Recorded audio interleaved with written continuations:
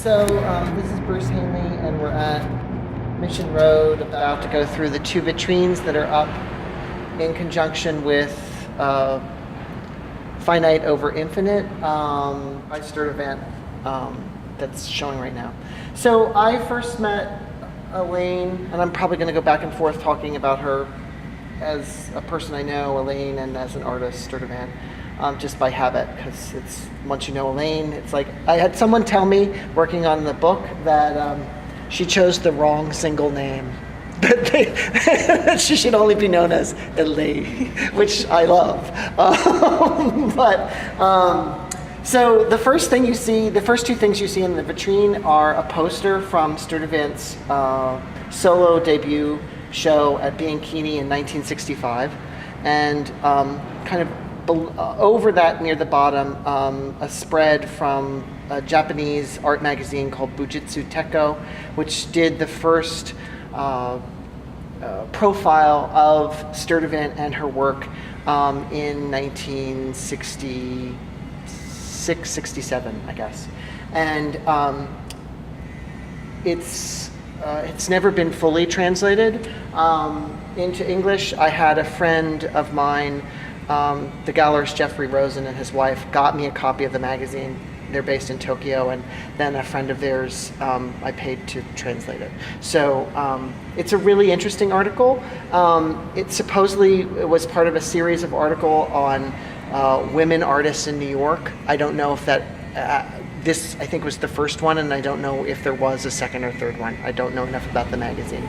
So what the poster shows is obviously related to some of the things you would see in the show. The main corner of the show, and Sturtevant has controlled the image of the show, has reduced it down to a single image. So we know there were other things in the show than those that you see in the image that comes to stand for the show. And what that image shows is her Siegel garment worker with his rack of works. And on that rack, clothing rack of works, were an Oldenburg shirt, which you see as the first thing. There was a John's flag. I think there was a Stella. You can't really see all the details. There's a John's flag, I think, is one of the last things you see there. So that corner, you saw that work, and behind it there would be her Warhol flowers from floor to ceiling, and that took up a corner, main corner of the gallery. What else was in the show we know from written accounts, reviews in the New York Times and in some German newspapers, of that there were other things in the show, but there are no pictures of those things in as they were seen in the show. So what the poster shows is, of course, drawings of things that we associate with Sturtevant as Sturtevant. So a Stella concentric square piece, Liechtenstein clouds, a Rosenquist tire in orange, Oyvind Fahlstrom magnetic pieces, and a John's flag. But of course, looking at this, what you're seeing is really, if we're seeing anything at all, are all drawings by Sturtevant, of Sturtevant's. And I think one of the questions in terms of the early to think about her work from the get-go is like, how do we, without any color, come to recognize that as a Stella? Why do we look at it as a Stella? Why do we look at that Liechtenstein clouds? How do we see them as Liechtenstein clouds if that's how we see them? And with the Oyvind Fahlstrom, it's how do we recognize these things as what they were? They operate, I think, differently now than they might have then. But also, even within the John's flag, John's would never hang a flag like a mourning banner on some level. And so these questions of what are you actually seeing? Why do you take it to be the thing you take it to be? What is the entire circuit or system around how art comes into its own? And I think that's very much what she was interrogating through this act of repetition. And it very much is like an action, and more than it is an appropriation, it's like taking these things at their word. And so you have in 63 Liechtenstein saying, something like along the lines of, the closer my work is to the original, the more dangerous and explosive it becomes. And I think, so you had, in terms of pop and its relationship to comic books and to grocery store items and stuff like this idea that pop already put into play the transfer of one kind of information into the art world information. And I think that action, that movement, that kind of physics was where Sturtevant made her work out of, by using repetition to look at the art in relationship to the world on some level. Although it's unusual to do a Sturtevant in chronology beginning at the beginning, because the work is so much about being later than you think you already are at in terms of the repetition she uses. So the one thing I'll say is she did have a show at Betty Parsons' gallery before this 1965 solo show, and at that time the work was radically different. It looked much more like post-Abex painting, is probably the easiest way to describe it. And in the 50s, in terms of her generationally and who she was thinking about, and although this show looks, and I think she was at first seen to be a part of pop art, she really was, the two close allies early on were Jasper Johns and Robert Rauschenberg, and their relationship to pop and what we think of as pop, and their relationship to Abex, I think, is a similar kind of grounding place for Sturtevant's work. The other immediate thing is this little catalog from this show called The Other Tradition. And if you look through the catalog, it's a famous, kind of infamous show curated by Gene Swenson at the ICA in Philadelphia. Gene Swenson was invited by Sam Green, who was the director of the ICA at that point. And there's no mention of Sturtevant in this book at all. And so someone might go like, why is it in this vitrine? Well, Sturtevant actually was in the show, but to the best of their archivist's ability, nothing remains of her work in the show. But we know it's in the show because of Herbert Mouchamp, the long-standing, for I think something like 20 years, architecture critic for the New York Times, was an undergraduate at the University of Pennsylvania when this show was up, and he saw the show and was struck by Sturtevant's work, and ended up about 20 years after the fact writing about his seeing Elaine's work in this show. And so that's why it's in the catalog, and it also makes, I think, an interesting case for her otherness to even something called The Other Tradition. So we jump a little bit. There were some shows, a show in Paris at Gallery J, which was run by Janine Rothschild, Goldschmidt Rothschild. But the kind of jump between, and obviously there's the Oldenburg Store show in 1967, but the next group of works is our ephemera from her first museum show, which is this catalog. It's at the Everson Museum, and she prints the catalog, offset prints the catalog to look like it was Xerox printed. It's a kind of, I think, a really astounding, beautiful artist's book / catalog. And it did, on some level, it in no ways documents the show, in terms of, there's really no text or anything. But it does have a checklist of all the works that were in the show, and then these Xeroxes of the various Warhol Marylands, Sturtevant, Duchamps, and Boyce pieces that made up the show. After the show, her last show, and then she goes on a hiatus, is at the Onosh Gallery in New York, and that's in 1974. It's my understanding that some of the Boyce pieces, the large felt steel girder and fat pieces, some of them were moved from the Everson in upstate New York to the Onosh show. I have not been able to verify that, but that's my understanding. I think there were new Boyce works made for this show as well, but it has a definite relationship to the Boyce works that were seen in upstate New York.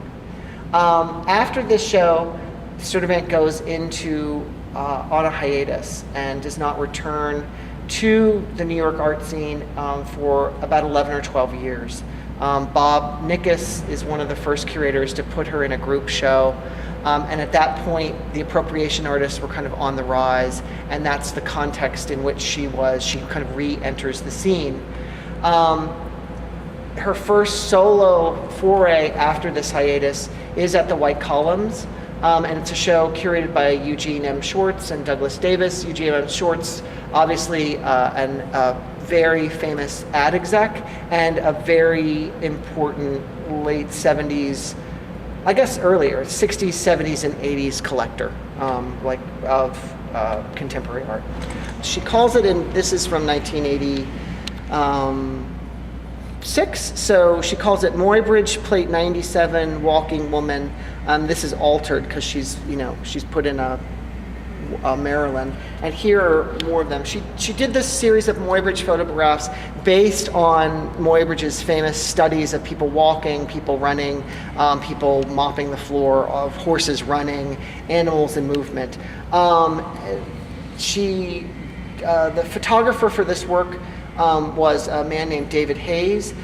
He ends up working with her on many of her Duchamps and these Muybridge photographs. So I think in terms of Sturtevant putting something into action obviously even relates to the running dog on some level. It's like, what is this kind of vehicular or active element that changes one thing into another? Takes you from one place to another, and that being a kind of core principle for the work. She does the show at White Columns, and then soon does a number of shows in New York for the next 4 or 5 years. One of them at Best Cutler, that's the drawings catalog. You see the checklist open, and there are drawings reproduced inside, and this is where the Herbert Mouchamp essay is in no small part, most of the essay is about his early encounter at the Institute of Contemporary Art in Philadelphia for the Other Tradition show, talking about that occasion of seeing Sturtevant's work. And it becomes important because I think for some people she is so associated, if they know the work at all in the United States, they associate her with the 80s and with appropriation art. And the appropriation artists, and Sturtevant has always distanced herself from that association, using it as a kind of negative against which her work could be thought about. And so he's one of the people that really does uncover, in some sense, the work she was doing 20 years before a number of the key shows in the 80s, solo shows and group shows she was in and associated with. So the Paul Meitz show she does in 89. 87 is her first gallery show after the White Column show at Stuck's Gallery. It's a beautiful little catalog from 1987 where she designs the catalog, and there's 2 pieces of mylar which reflect back the kind of black and white reproductions of the works. She starts to show in Europe again, after an even longer hiatus than her time away in New York. And in the early 90s moves back to Paris and resides in Paris for the rest of her career. I mean, she still lives in Paris. And I would say is many of her most important shows happen in Germany and in France. And that's part of her doing the show in Los Angeles. It's the first show in Los Angeles, solo show by Sturtevant in 26 years. And before that, it was her show at Dan Weinberg Gallery in 87, I think, is the first time she's been seen in west of, I guess, Chicago, actually, in another 20 years. So there is this, part of the reason that Sturtevant's work is not well known in her home country, she was born in Ohio, is because of her moving to Europe and being based in Paris, and most of the attention she was getting was European attention.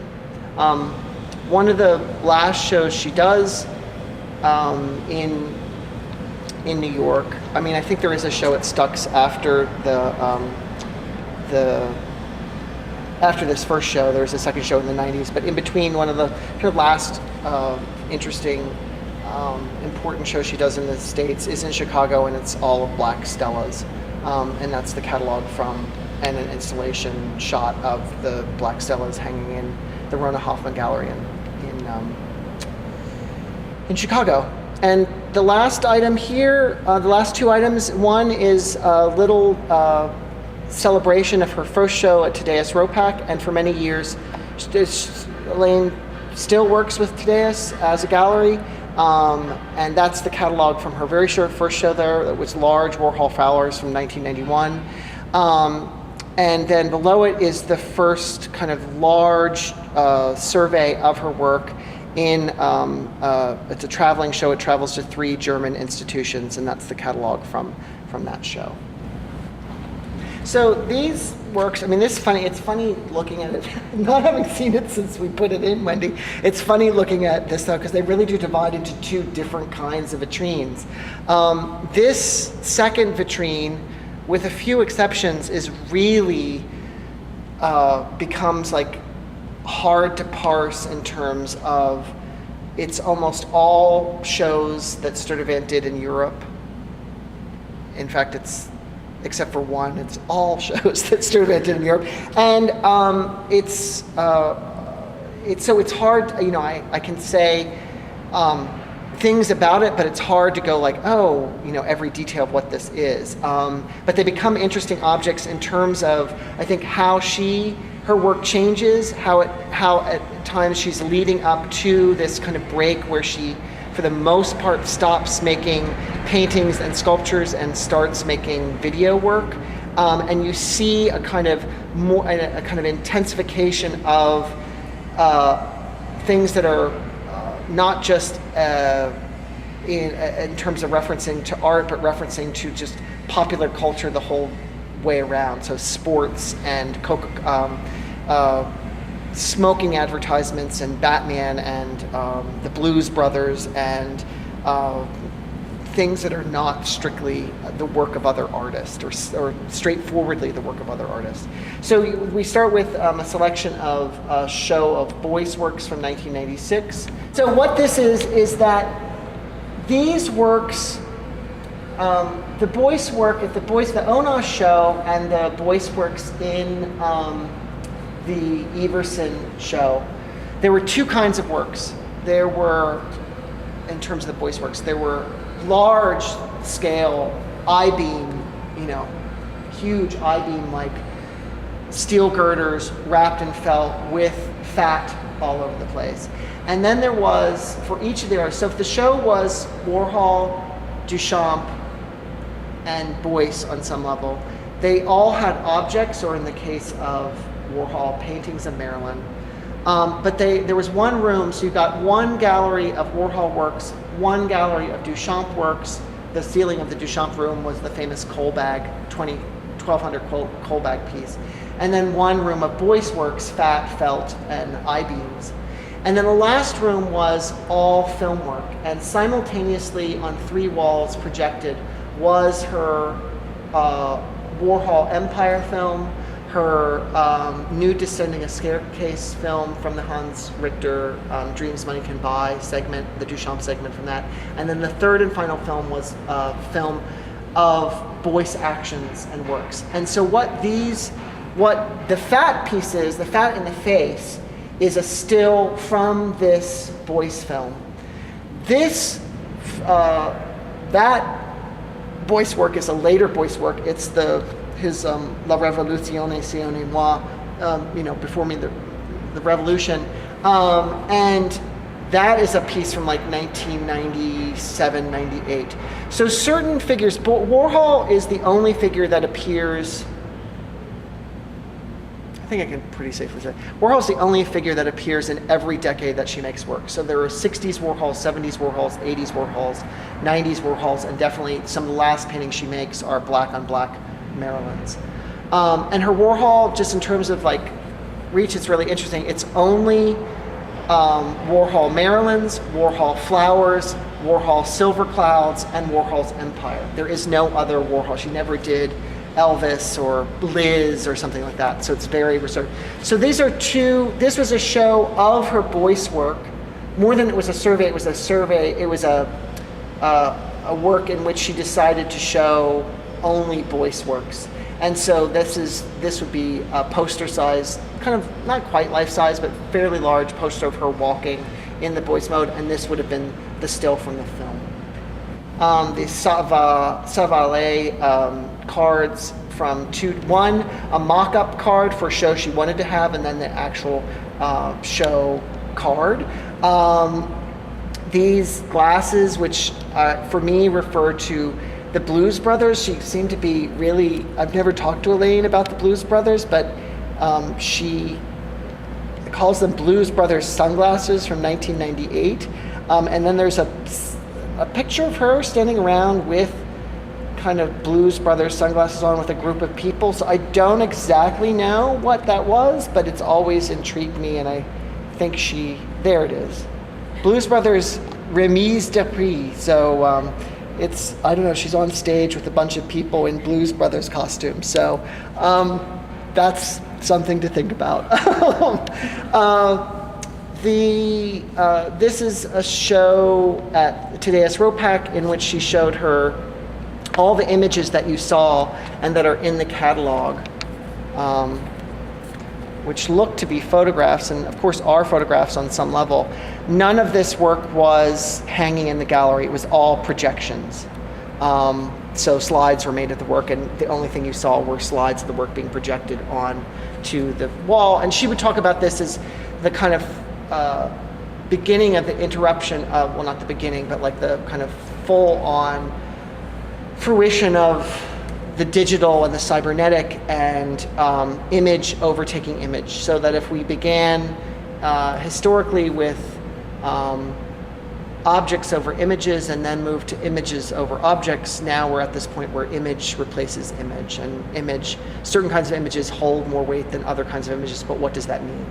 And on some level, the removal of the work and the projection of a slide would be an early kind of thinking through that. The Apropos of Marcel show is the first time, it's a show from 1999, 2000. I think that's right.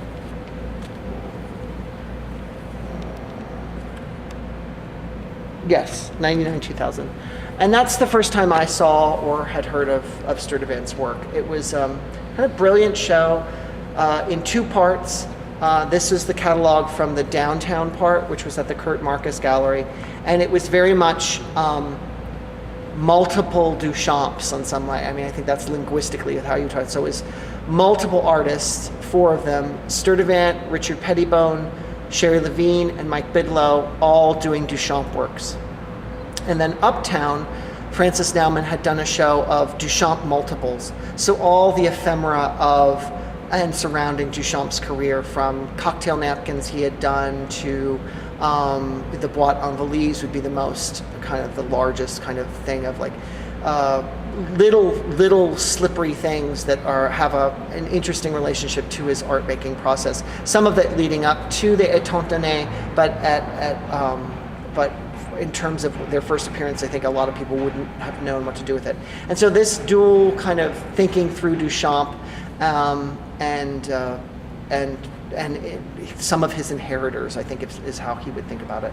Her work had not, at that point, she did not have gallery representation in New York. And she said to me, I mean, I've never been able to completely prove this, but she said to me that had she known, that he got, I think, her work from collectors in New York, and had she known about the show, she would have refused to be in it. So, which, that tells you something. And then toward the end is some more recent things and some faxes. Because of seeing Sturtevant's work in that Apropos of Marcel show, I don't know why, since, on some level, everything you were seeing at first glance looked to be Duchamp's work, and it would be very difficult. I'd love to see the show again to think like what differences, what did I think I was seeing between these things. But of those artists, I became quite interested in Lane's work. And she was going to have a show at Pat Hearn Gallery, and so I wrote her through Kurt Marcus Gallery, and she was teaching at Harvard, and she faxed me back, and she said, go to Pat Hearn, she has all my catalogs, and just, look at those and then talk to Pat. I never really had a long conversation with Pat Hearn about it, but that was where I first saw like lots of reproductions in catalogs of Sturtevant's work. And we started faxing back and forth because I had been, Fries had given me the green light to write an essay about Sturtevant's work and using the catalogs as research material, and then questions and answers back and forth through fax with Sturtevant was the research I did for the writing of the essay. And I can tell you at that point I had no idea that it was the first essay other than the Bujitsu Teko essay in English to be in a magazine. There have obviously been catalog essays and things like that, but there was never, she'd done interviews for magazines, but there was never any kind of like thinking through her work on the level of a magazine essay. And it's, on some level, it's because she was quite taken with what I said about her that I've continued to know her. I mean, I think she'd had that run into the place of people in interviews or on occasions writing about her work and not being persuaded by what they were saying, and I happened to be lucky enough to pull off saying something I think she was interested in. So we've kept up, and one of the first things, it was not the first time I saw Elaine, but one of the first times I got a chance to see, because it is still to this date one of the largest exhibitions of Sturtevant's work, was at the MMK in Frankfurt in 2004, and this is the catalog for The Brutal Truth. There was a dual catalog, both a catalog raisonné and then a catalog called The Brutal Truth. You can see she's picked up again the Muybridge, which runs throughout the career as this woman in action and walking as much past and forward into the future of art as in relationship or in contradistinction to the art that she's made. And that show was the first time that the MMK removed every bit of their collection and gave over the entire museum to Sturtevant's work. And so what it looked like was this unbelievably fascinating, weird selection of a museum's great works. So you saw Warhol's and Johns's and Boyce's and Felix Gonzalez Torres's and Anselm Kiefer and on every floor, in every way, and sometimes mixed up, sometimes in solo, rooms by itself. And of course, it was all work by Sturtevant. And that really, in Europe, it was a show curated. The curator was Mario Kramer, and the director of the museum, who really had a lot of the muscle behind, giving over the whole museum to it, was Udo Kittelman. And that show really did change her kind of profile in Europe across the board. It took a little time, but if there have been various snowballs tried to be pushed on to take on speed and weight, that's the one that actually started really moving. The Quixote book was produced, I know that Udo Kittelman had something to do with it. It's produced by Koenig, I think. And it says it's produced by the MMK, so it obviously relates to or comes out of the success of this show. And in 1970, Sturtevant, I think she talked about finished the work of Pierre Menard. And so, in the famous Borges story, you get more the kind of bibliographic or librarian-like musing around this elusive figure Pierre Menard than you do actually read Pierre Menard's writing. But you do get selections from his Quixote, these kind of little two-sentence quotations. And so in that story, that Borges story, the narrator says that Pierre Menard famously was working on his Quixote, and it was fragments of different chapters of 3 different chapters of the Quixote. So Sturtevant gives you the entire chapter or longer fragments of the Quixote and says that she is the author of the Quixote. And she does this in 1970 when there's a lot of people, like Jodorowsky thinking about Quixote. Quixote is very much in the air. And she sends, and also Borges is spending a lot of time in New York and is, because of different translations, recent translations of his work, is very much coming into his own as a writer, and people know that work. And it starts in the mid-60s, but around the 1970s is having a kind of quite a hurrah. And she sends this work to Robert Silvers at the New York Review of Books, who's been publishing a lot of Borges material. And I don't know if Borges actually ever saw the manuscript or not. There's a letter to and from Sturtevant to Robert Silvers saying that he has given it to Borges, but I don't know if Sturtevant and Borges ever talked about it. So it sat, it had never been published until 2009, but it was written and done. The piece was kind of a kind of 1970s piece by Sturtevant, kind of thinking about her own, on some level, lineage, inheritance, change to this fictive figure of Pierre Menard. So that's what that is.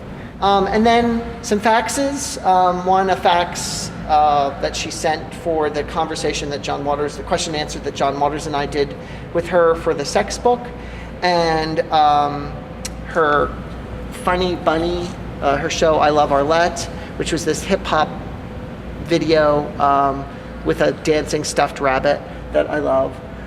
The cover of Frog, because Stephanie, magazine done by Eric Transian and Stephanie Moydon, and Stephanie Moydon has been important early supporter of Sturtevant's work and thinker about Sturtevant's work, and they put her on the cover. And then her show at the Museum of Modern Art, the poster for that, the Razzle Dazzle Thinking, in 2010, and then in 2012, her Deleuze Alphabet, in which she has started a kind of response to Deleuze's final posthumous work, where he goes through the alphabet and topics that are given to him. And Sturtevant has filmed different people asking them questions, and it had its kind of debut parts of the alphabet in Paris in 2012. So I think that's about it.